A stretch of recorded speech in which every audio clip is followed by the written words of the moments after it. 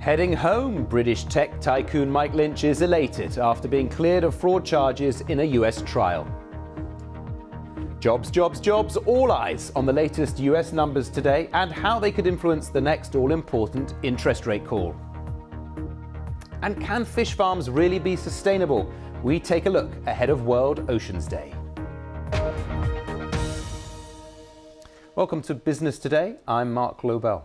We start in the US, where the British tech tycoon Mike Lynch has been cleared of fraud charges in a San Francisco court. Once hailed as a UK Bill Gates, Mr. Lynch was facing fraud charges over the $11 billion sale of his software firm Autonomy to Hewlett-Packard back in 2011.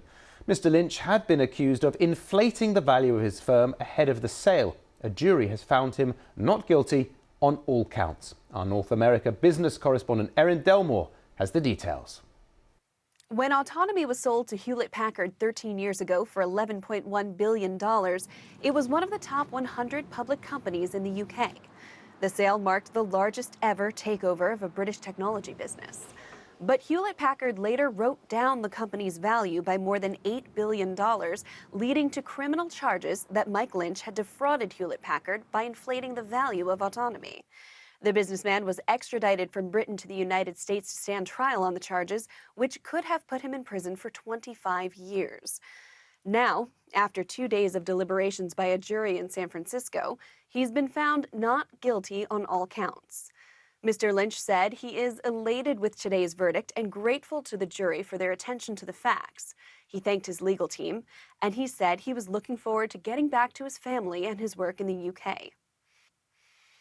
It's a stunning reversal for Mr. Lynch, who has been involved in legal battles over Autonomy's sale for more than a decade. He and Autonomy's former finance chief lost a civil trial in the UK 2 years ago, which also focused on allegations that they inflated Autonomy's revenue before the sale to Hewlett-Packard in 2011. Staying in the US and to the economy now, as it's a big day for markets awaiting the latest jobs data due out later. It's a chance for investors to gauge the strength of the economy and how that could feed into the central bank, the Federal Reserve's next big call on interest rates. They meet next week and are widely expected to keep the cost of borrowing on hold, currently sitting at a 23-year high of 5.25 to 5.5%. But it's all about when and by how much that may change. Well, for more, I'm joined by Kwesa Elizundai, research strategist at brokers Pepperstone. Kwesa, I just wanted to start by getting your take on what you think might happen a bit later on with non-farm payroll forecasts. Hi there, thank you for having me over. Definitely my expectations are in line with the market is generally expecting, which is that we're going to get to have another print that is not too hot, but not too weak. I think that more likely than not, we're going to be getting a print for the jobs creation during the month of May, around 185 new thousand jobs. This week, we've seen record stock markets. We've seen a slightly cooling economy. There's a rates decision next week. How has it all come together? How is it all signaling what might happen next? I think definitely the markets are taking into consideration that rate cuts are still in the horizon. That's definitely one of the factors that have been taking place and, playing around this momentum that we have been getting on the stock markets and hitting records. So primarily that's the main dynamic that we have been getting from the risk-taking side of things, that they are still there's rate cuts on the horizon. Definitely the dynamics that we have been navigating have been getting a bit murky when it comes to some data prints getting hotter than expected. Let's not forget how we got the PMI on the service side of things. But on the other side, we saw last week on the manufacturing side of things a print that was significantly on the lower than the expectations, and especially getting into deeper contractionary territory. So it's getting a bit complicated, but naturally, given that there's still rate cuts in the horizon, that's pushing up the risk-taking side of things. And the ECB and Canada are turning the tide on rate cuts. This mantra of keeping them higher for longer may be waning, do you think? And that will maybe playing on the Fed's minds? Not necessarily. If anything, they're probably going to be more depending on what the Fed is doing than what, the Fed is trying to take from other central banks. If anything, they needed to proceed, given that they were navigating their economies, or their economies were navigating in different terms. So that's why they got to get ahead in terms of rate cuts. But I don't feel like that will have a play or say in what the Fed is going to be considering. Let's also not forget that inflationary pressures in the United States are higher than in these other two economies. So naturally, that pushes back the expectations on when we can get to see a rate cut from the Federal Reserve. All right, Kaiser Elizundai, thank you so much. Now, as we've been saying, the markets in the US have been breaking records this week, with the tech giants at the fore. The likes of Nvidia stealing the headlines as it becomes the second most valuable US public company, overtaking Apple, breaking their $3 trillion market cap on Wednesday. But it's a much smaller tech-ish firm that's also been making the news, as once again, the meme stock GameStop's value has soared up over 40% in trading on Thursday. 40%. So what on earth is going on? Market analyst Craig Erlam joins me now. Craig, why this sudden surge? Well, it seems that this has been driven by Roaring Kitty, who has been synonymous with the moves that we've seen in the past in these meme stocks, especially GameStop, posting that he's going to be doing a live stream. Now, that may not seem much, and it probably isn't, but neither was the picture he tweeted less than a month ago, a man leaning forward, which initiated this latest rise, the first in a couple of years. And now people are speculating about what he's going to talk about in this video, if he's going to just be justifying his position in GameStop, maybe giving other people a reason to do so, or whether he's going to be talking about other stocks which he's become invested in since. And again, given what's happening in GameStop, maybe people are thinking this is an opportunity to get in on early on the next meme stock move. So just to remind people, Craig, this is about a real-life video games retailer, and the personality involved in selling these stocks is crucial, isn't it, rather than the business fundamentals?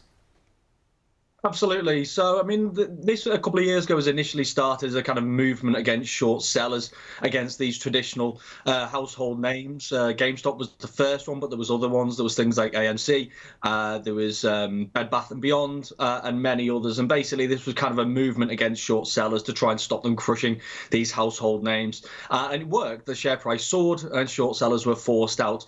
And then it kind of went away for a couple of years. It was seen as indicative of a market which was maybe too hot. Interest rates were very low. People maybe had too much cash to spare. We had the stimulus checks in the US, which seemed to contribute to it as well. But now is a sign that there may be more to it. There may be just power in the kind of social push, large groups, large numbers backing these household names. And we're going to see, I guess, later this week just how much there is behind this, whether more people are looking to get involved, and whether this is now once again going to stretch beyond GameStop. Craig, just briefly, when you mentioned it happened a while ago in 2021, this push, there was a series of congressional hearings at that point looking into brokers' practices and gamifying retail trading. Have there been any changes brought since then, any safeguards for people taking risks?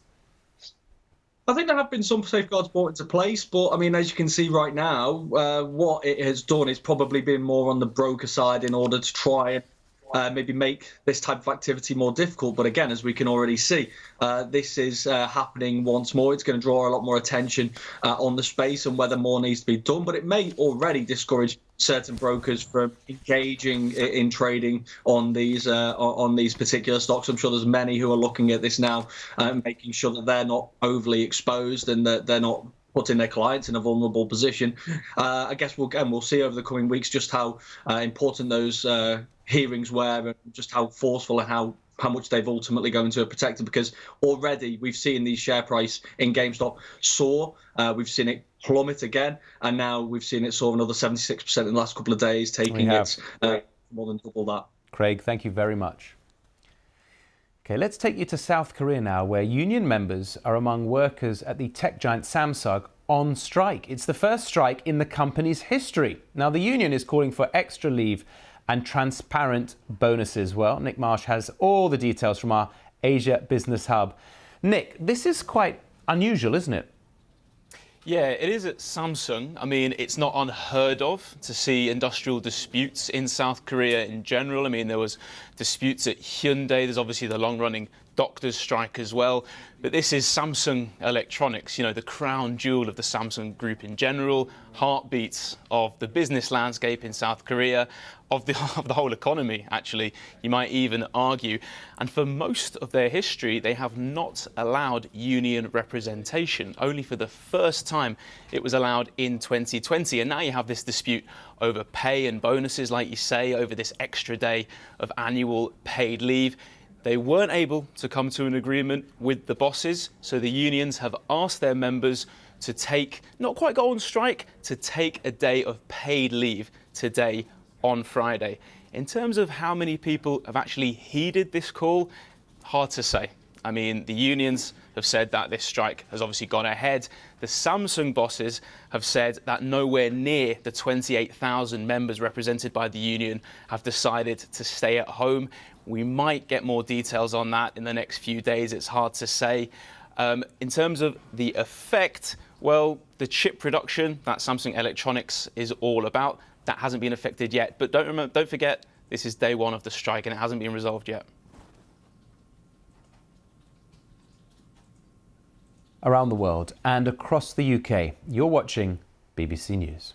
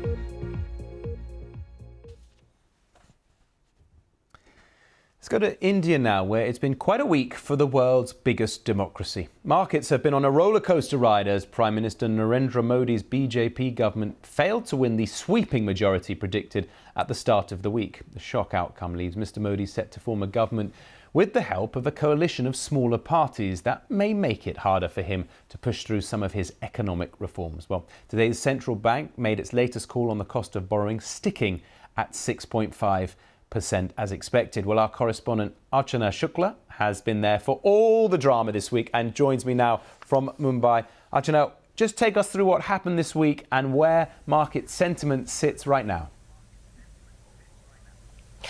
Well, it has been a roller coaster ride for the Indian markets. We started with, quite a big highs on Monday after post-poll predictions showed that Prime Minister Modi's ruling party would have a thumping majority. But the verdict was split and it weakened the market. It crashed on Tuesday, losing more than 6% on the benchmark indices. Nearly $386 billion of money was lost in the markets just on one day, and which meant that all the gains that were made in this year were wiped out on a single day. But after that, the markets have sobered down. The shock element has gone away.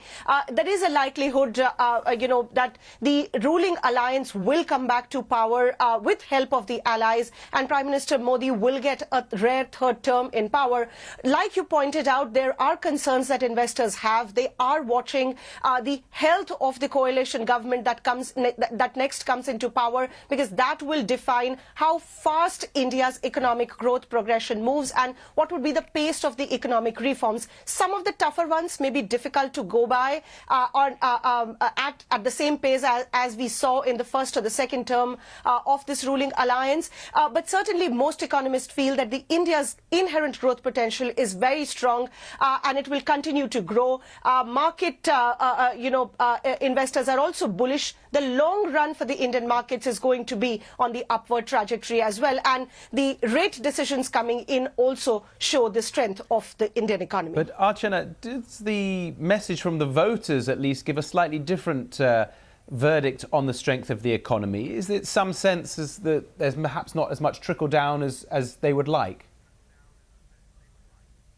there certainly is a widening inequality. The Inequality Lab, pointed out that just 1% of Indians, rich Indians, hold about 80% of the country's wealth, and that's a telling story of the widening inequality in the country. So while you have the prosperous urban centers where the Apples and the Teslas of the world want to sell their products to the aspiring middle class that has a higher purchasing power, but if you go on to the rural masses, and especially with the rising food prices and rising inflation in the last 2 years, it has been difficult for the larger masses. So that prosperity hasn't trickled down, and that certainly has reflected. What has also not worked with the voters this time was rising unemployment, especially among educated youth, where almost a quarter of those educated youth under 25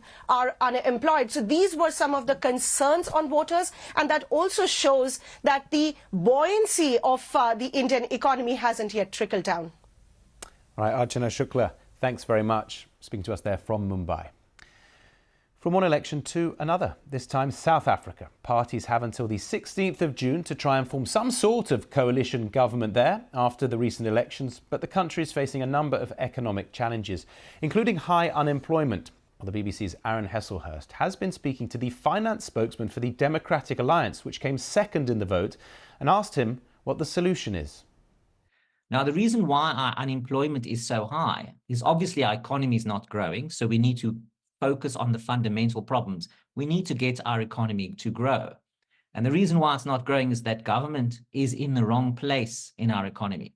It needs to build infrastructure. It needs to provide education and healthcare and social security, and then get out of the way and let business thrive in South Africa. That's the problem. Government regulation has strangled business in our country, which obviously affects the tax rate. The other part of the problem is we have labor laws that are not working, but we're trying to find a way that will enable us to go forward without unraveling everything else.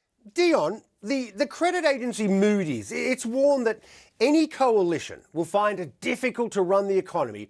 And the head of South Africa's biggest trade union, which is of course an important ally of the ANC party, they told the Sunday World newspaper it was firmly against an ANC-led coalition that included what it called the Racist Democratic Alliance. So I've got to ask you, Dion, do you think these differences can be overcome? And how important is that for South Africa's economy? Well, I think it always boils down to choices. Now, everybody has a particular perspective in South Africa, and the trade unions in particular do not like the DA's economic policy because we believe it's necessary to rein back the public sector wage bill. We need to rein back the strength of the trade unions in our economy. If economy doesn't grow, you don't have tax revenue and you're unable to deliver services. I have lots of discussions with the Minister of Finance, and we both agree we have a growth problem. The ANC does not believe that it has a spending problem, which it does do. So the choices need to be made, because if we don't do that, what's going to happen is what you said. We'd end up with a bailout. We'll end up with an economy that doesn't grow. And of course, heaven forbid, we might end up with violence that nobody wants. Yeah, plenty of political horse trading expected in South Africa there and India. You can see more of that interview and find out more about the struggles of South Africa's economy. That's on Talking Business with Aaron Hesselhurst this weekend, right here on BBC News. A British woman who claims a character in the Netflix show Baby Reindeer was based on her is suing the company. Fiona Harvey is seeking $170 million from the streaming giant for defamation and emotional distress. Will Vernon has the details. Baby Reindeer was a phenomenal success for Netflix, one of its biggest shows this year. It depicts a violent stalker called Martha who harasses and assaults an aspiring comedian in London. And it claims that the whole story is true. This is a true story, is the text written on the screen at the beginning of episode 1. But now the woman who is widely believed to be the inspiration behind Martha, Fiona Harvey, she's filed a lawsuit in California claiming that her depiction in the series is defamatory. And she says that that central claim that this is a true story is the biggest lie in television history. And she denies stalking and assault. I was talking to her lawyer, Richard Roth, a little earlier. He said that he has incontrovertible documentary evidence that his client has never been convicted of a crime in the UK. That would contradict a claim in the series that Martha was given a 4.5-year sentence in prison for stalking. And in that lawsuit, Fiona Harvey also claims that she suffered emotional distress as a result of the series. She says she received death threats and it ruined her life, and that the programme's makers made no attempt to disguise her identity. And speaking to the BBC a little earlier, Fiona Harvey said that she had no doubt that she would win her case. Now, we haven't heard yet from Netflix, but Richard Roth, he said that he expects the company's lawyers to deny any link, any connection whatsoever between Fiona Harvey and the characters in Baby Reindeer. But one thing Netflix could do is they could refer to a note in the credits of the show that says this programme is based on real events. However, certain characters' names, incidents, locations and dialogue have been fictionalised for dramatic purposes. So Netflix could try and use that. To the world's oceans now, as over 160 groups from around the globe will present an open letter to the UN's Food and Agricultural Organization today, demanding that carnivorous fish farms be excluded from the definition of sustainable aquaculture. The move comes ahead of World Oceans Day tomorrow and will urge the United Nations to re-evaluate its support of fish farms, where fish are fed fish meal and oil extracted from wild fish, criticised for the negative impact they have on the environment. Well, one of the people behind the move is Ava Douzinas, president of the environmental investors, the Rausch Foundation. She's joining me from Greece, Thessalonica, I think, where they are studying industrial fish farming. Is that an ocean behind you? Yes, it is. And I've chosen this spot to help remind us of what we're trying to protect today on World Oceans Day. Why are carnivorous fish farms such a bad thing? Well, there's three key reasons. Number one, just like you mentioned, salmon, sea bream, and sea bass require being fed other fish, and they're consuming up to 20% of our wild-caught fish to produce a much smaller quantity of fish. Conservatively, it takes about 1.2 kilos of wild fish to produce 1 kilo of farmed fish. And the second major... Oh, go ahead. No, you keep going. Oh, and the second major reason is the pollution from immense amounts of fish feces, excess feed, antibiotics, chemicals, plastics, and styrofoam are polluting the areas where the fish farms are based. So we're hurting communities, both where the wild fish are taken for fish meal and the communities where the fish farms are based, like here in Greece and in Tasmania, Scotland, Chile, and Iceland. Okay. Where communities are really pushing back on this industry. Right, that's quite a statistic, 1.2 kilograms of wild fish to produce 1 kilograms of farm fish. But is the stuff being used waste? Is it parts of the ecosystem that wouldn't be used otherwise that they're being fed? That might be part of the story, but investigative journalists have gone down and investigated the fish meal factories in West Africa, just as was done recently by Feedback Global. And they showed just for the Norwegian salmon industry, over 2 million tons of wild fish are being taken from West Africa to feed the salmon industry in Norway. You're sending this open letter to the UN. What is it that you want them to do about it? We want them to clarify the position on sustainable aquaculture. Right now, the communications are very misleading. Aquaculture is a very broad term. It refers to everything from seaweed farming to small-scale bivalve farming to carnivorous fish farming. We're asking that they clearly define that sustainable aquaculture does not include carnivorous fish farming, like the farming of salmon, sea bream, and sea bass. Okay, I want to jump in just to ask you briefly. So if there's this need for protein around the world, what is the alternative solution then? Well, if that is the need, that carnivorous fish farming actually reduces protein in the world. It doesn't increase it. So they're using more protein to create less protein. There are many types of sustainable aquaculture, like seaweed farming and small-scale bivalve farming, symbiotic rice paddy fish farms for herbivorous fish. Right. But what's happening today in the global north, which is the farming of salmon, sea bream, and sea bass, is destroying our... Thank you. Sorry to cut you off. We're out of time, but thanks very much for coming on the show and sharing with us your message today. And thanks for you for joining us too.